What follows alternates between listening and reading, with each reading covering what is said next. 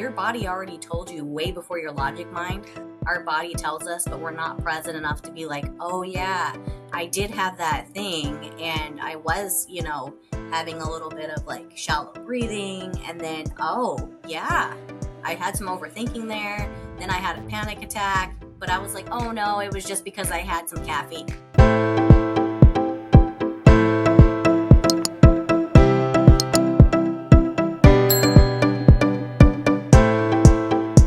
Today's guest is Isha Love, certified spinal flow practitioner, helping people reconnect with their body nervous system, focusing healing using spinal flow, Reiki and Biofield Tuning. Welcome, Isha. Hello. So, with that said, what is one of the most courageous things that you have done? So one of the most courageous things that I have done is challenging myself to rebuild my identity while carrying stress, a dysregulated nervous system, and choosing to work through the fear and sacredly spiraling in the mess at the same time, while creating an actual niche where there's no other practitioners out there that do what I do. Wow, that is really interesting, and I'm excited to hear all about that.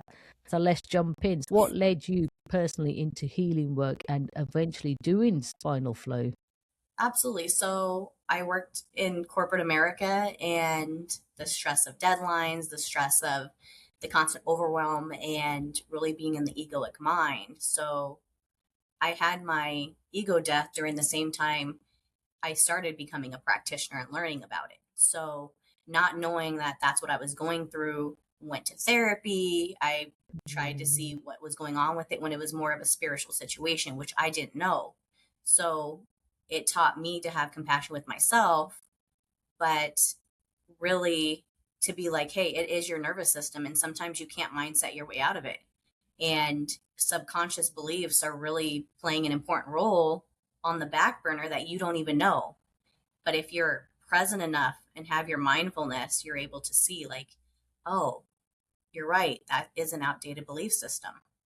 So I got into spinal flow because I had chronic pain myself. I followed Dr. Carly for 5 years, even before I decided to get involved, because it wasn't here in the US yet. I just saw it in the UK and so many other countries. And I was like, wow, people are actually healing their bodies. I wonder how this is going to, work for me, because I've always had chronic back pain. And when I actually experienced spinal flow for myself, I am like, you have to get on the table. I can talk and rave about it all day long, but until you actually experience it yourself, no one's going to ever have your journey. So, when did you realize your body was asking for something different because you were carrying all that stress? When I felt that I was at capacity, when nothing else worked, when you try to mindset your way out of it, you have all the tools in the toolbox like meditation, yoga, Pilates, even medication. That's when I was like, okay, like, let me look at it a different way. For people that are listening, hearing about spinal flow for the first time, what exactly is that? So, spinal flow is a gentle modality that uses touch therapy along. There's 33 different access points from your cranium to your coccyx, and what it does is it works with your central nervous system to help basically ignite your body's flow to heal yourself. So it can be chemical, like the medicine we have, or the foods we eat. It can be physical, and it can also be like environmental, so like emotions and things like that. So what it does is it peels back those layers, whatever is ready to come through. So if you notice somebody's posture like this, that would be like, hey, somebody's in fight or flight mode. So you can tell a lot about a person just by posture itself. A lot of people, once they have a spinal flow session, feels like, hey, I am able to sleep better. I'm able to, like, I feel like I'm walking taller, because it really readjusts and heals yourself. And all I'm doing is telling your brain and meninges where to go, and your body's system is healing itself. So it's just so beautiful just to watch people come home to themselves. And I say come home to yourself because a lot of people are living with so much stress in any of those three forms that we were just talking about. And when they remove that static and feel like, wow, this is me without the noise. They're like, I didn't know how much I was really carrying. And just watching their just like eyes just light up and they're like, wow.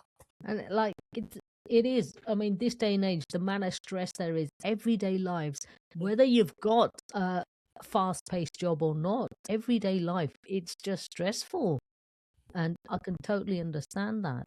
So why do you believe the nervous system is the center of all healing? Because environment is so important. You can remove yourself from a toxic situation, but if you put yourself back in that situation, no matter if you've overhauled your belief systems, you've done the healing work, your body is still going to react the same way on the old program of when you maybe weren't healed.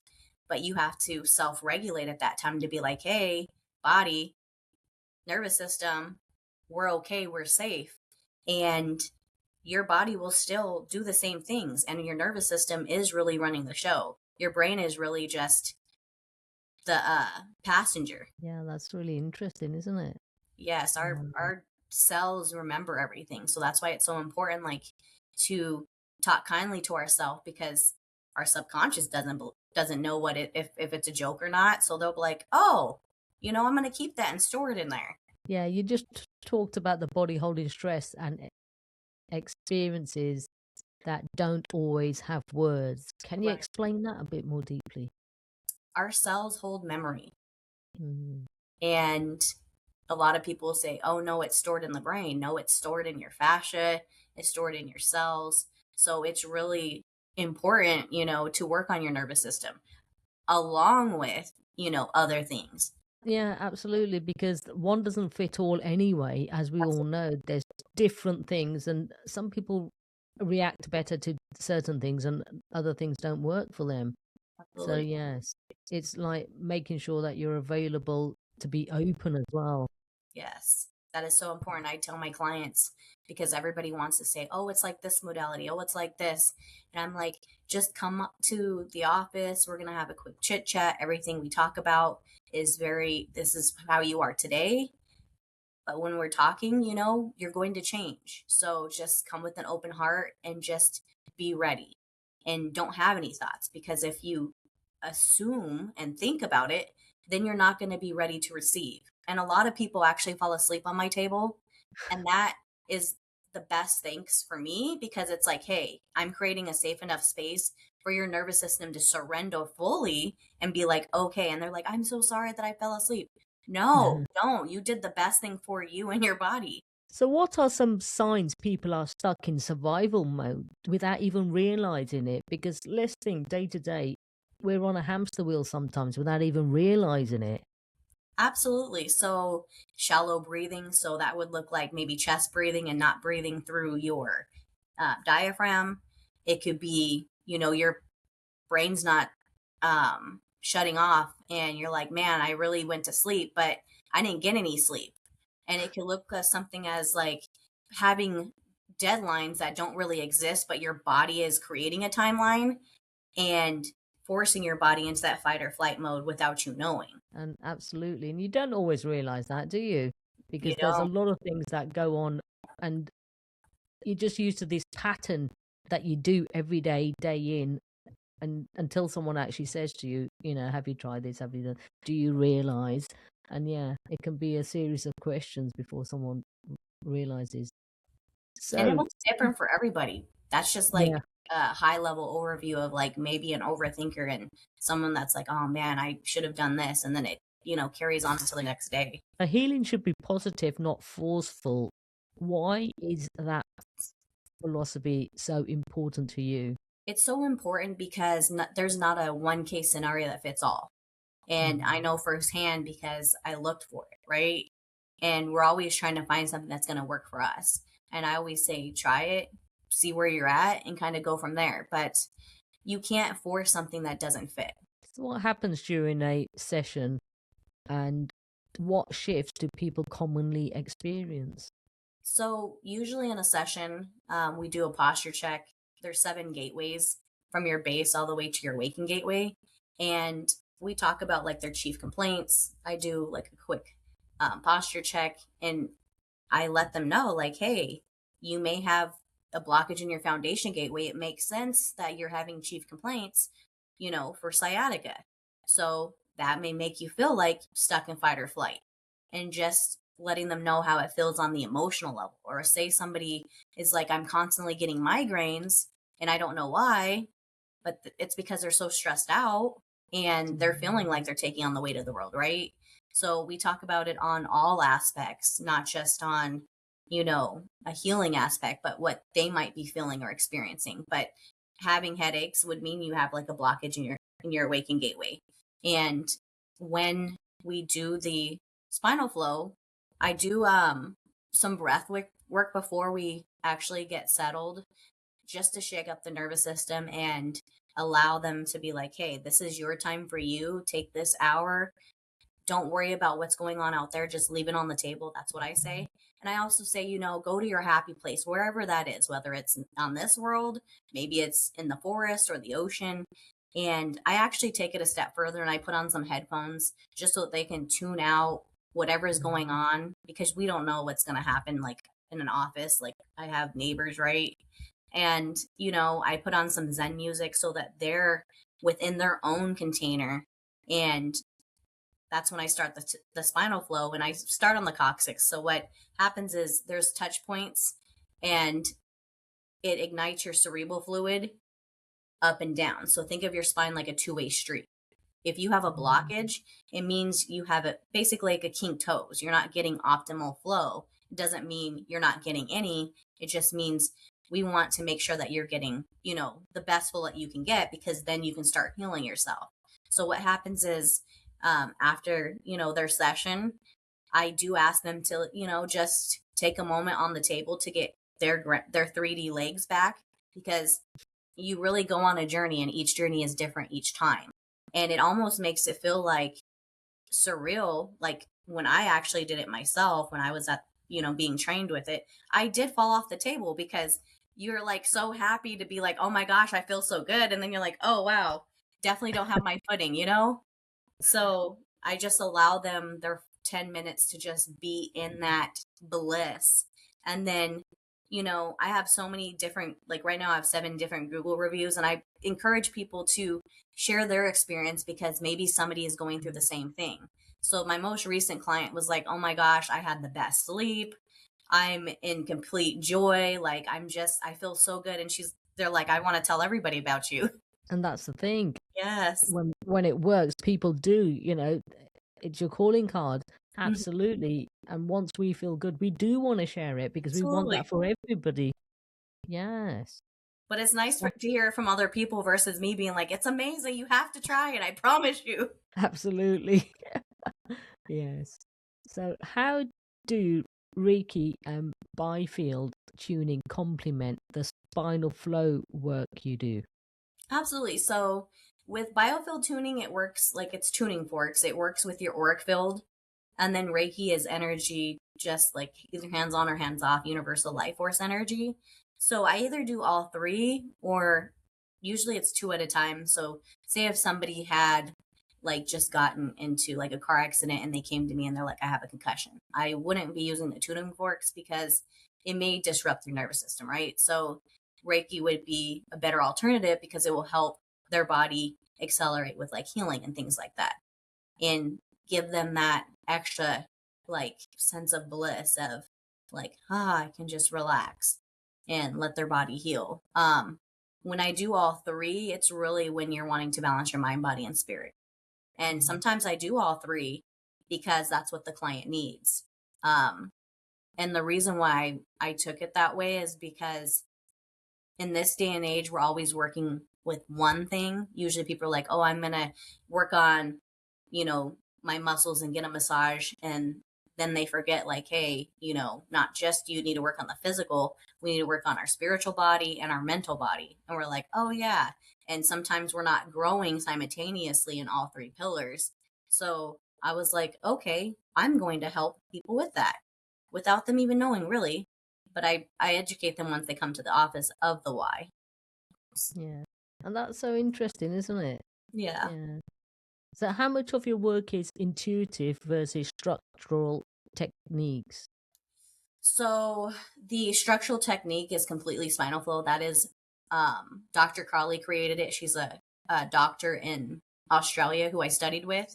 So I use her methodology, and then everything else is intuitive when it comes to like the Reiki and the biofield tuning. So I do quantum Reiki. So in the event, say somebody came to me and they're like, hey, I am going to therapy. I have, tried all these different modalities, even medications. And they're like, I'm still hitting a roadblock with the same type of thing.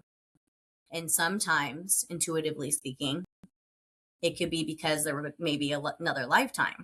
And if something does come up in a session that I can see, I'll ask, like, hey, I noticed there's a blockage in your throat chakra. Do you want to visit that? I'm seeing it's coming from maybe a past life.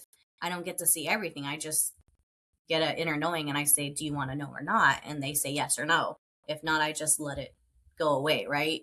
And 9 times out of 10, they're like, no, let's go ahead and do that healing session in this period so that I can go ahead and reintroduce myself into the world or whatever they need to do. And it's just so profound because I had a client that was like, yeah, I do have a throat thing and I'm going to actually have surgery. And not only that, they're like, my daughter also has the same thing. And I was like, well, it makes sense why it's not only, from another lifetime, but now it's ancestral. I was like, got it. That's so interesting, isn't it? It really is. I And you mean, never know. the body does hold generational things from way back. Yeah, it's the most emotional baggage, so to speak. I always say the body keeps the score. Yeah, the body keeps the score, definitely.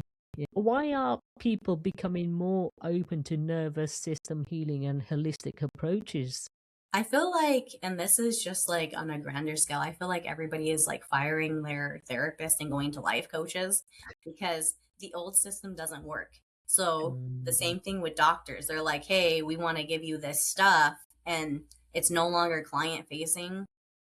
We're people and we want to be treated with that love and compassion. Like, back in the old days, you would go to the doctor and it was the root cause, not putting a band-aid on it. So really, I feel like everybody's seeking out more of a holistic approach because we want to feel better. We don't just want a band-aid. And then, how do you personally take care of your own nervous system while holding the space for others? Because that must be challenging as well. So yes, absolutely. I am very in tune with energy in general. So I have to make sure my energetic boundaries are enforced. I do believe in what I teach my students is, your energy is your life force energy, and we're responsible for the energy that we put out.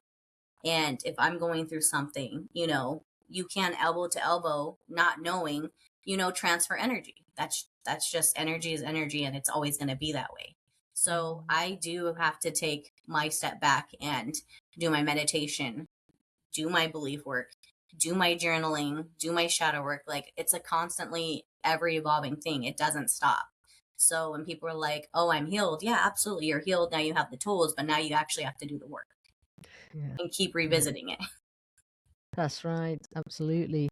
What has this work taught you about the body's ability to heal? It has taught me that the body is always listening, and when the body will heal itself if you give it the space and the right environment to do so. And it's so true. It's about listening to our bodies as well. How often do we not? We know things. And it.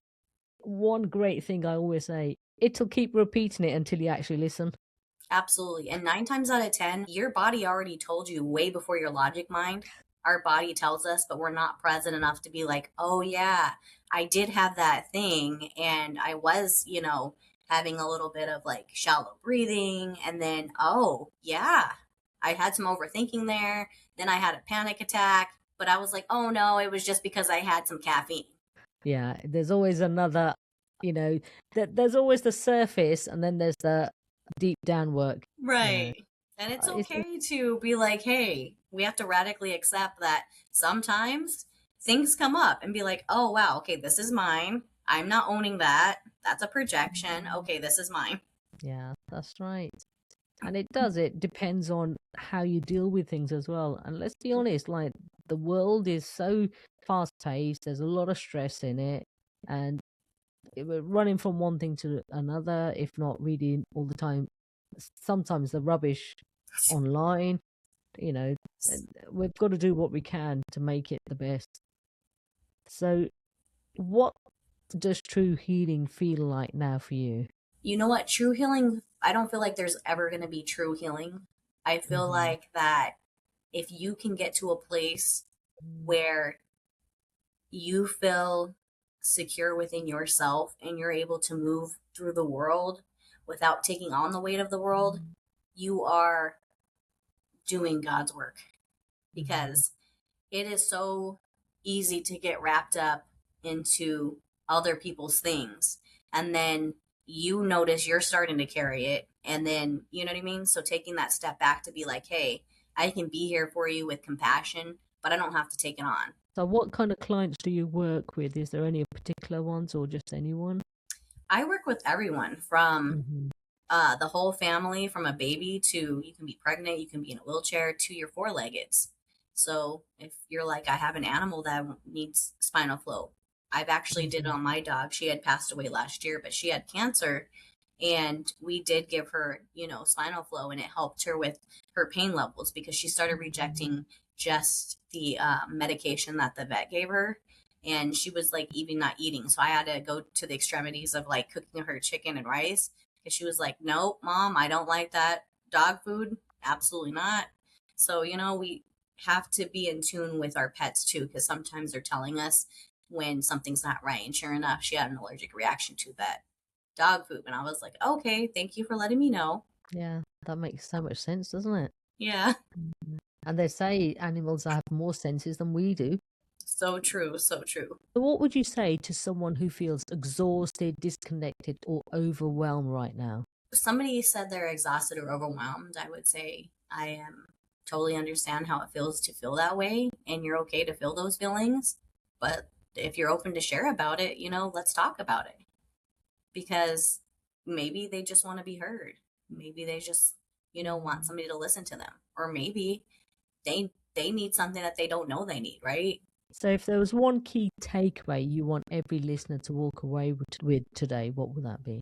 It's okay to sacredly spiral, because sometimes we know we don't need the things that we thought we did. And it's okay to have compassion, to be like, hey, this isn't working for me. What else is out there? And to keep finding what it is that aligns with you. So, where can the listeners find you online and connect with your work? So you can find me on every platform if you just look up Isha Love 1111, from TikTok to Facebook to Instagram. And then if you were in the Tucson area or in Arizona or just closer, you can always look at my website too, which is anahathaspinalflow.com. And all the links will be in the show notes. So, listeners, please do go ahead and connect. And that'll be a fantastic conversation to be having. Absolutely. And not to mention, like, if you're somebody that's like, hey, I need a journal out there and there's nothing that gets me, I did create some journals that are on Amazon that meet you in the sacred, what I call the sacred mess, because sometimes we're shedding the things we no longer need.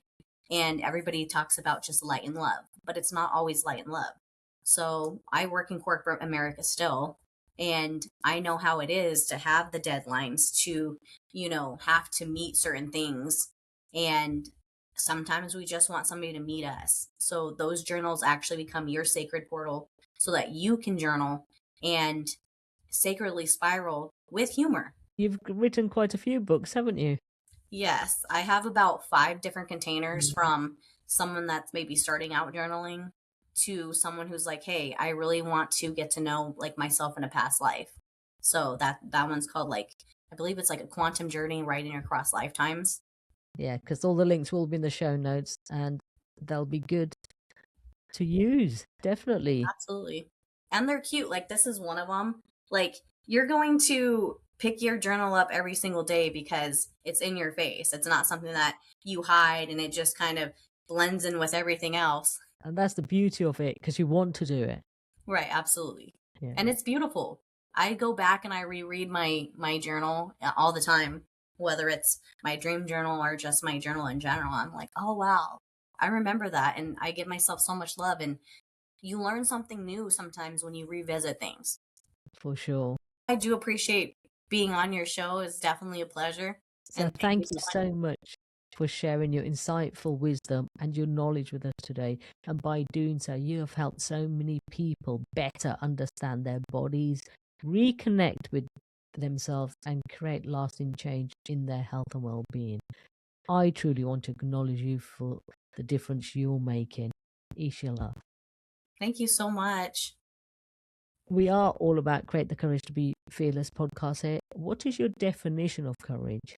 Courage to me is acknowledging that you may have fear, but working through it anyway. Because at the end of the day, nothing's going to look the same for anybody, and nobody's going to be going through your journey, but you still have to keep continuing. And having the courage to face whatever comes at you and still keeping your autonomy and your belief system intact is so important.